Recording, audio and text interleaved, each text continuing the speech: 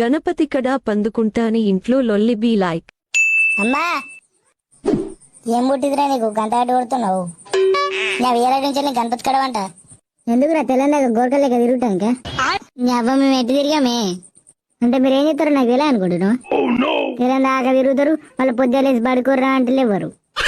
దయ్యాలు తిరిగే రాత్రి ఇంకా కంచుడు పెట్టి బజ్జీలు మిరకాయలు చేసుకుంటారు. జ్ఞానం ఉండాలి. ఎవ మేమేం చేయమే, బయటికి వండుకుంటామే.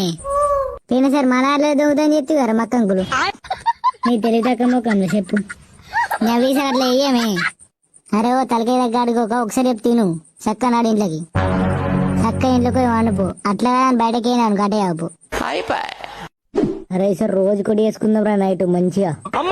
అవునా అంటే గుడాలు వేసుకుందాం, బజ్జీలు వేసుకుందాం.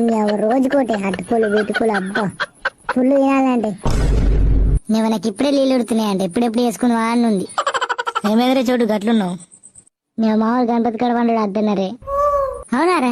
అబ్బా అన్నయ్య మనకు ఫుల్ మిగిలితే కడుపు నిండా తినచ్చు. అన్నయ్య మనకు ఫుల్ మిగిలితే కడుపు నిండా తినచ్చు.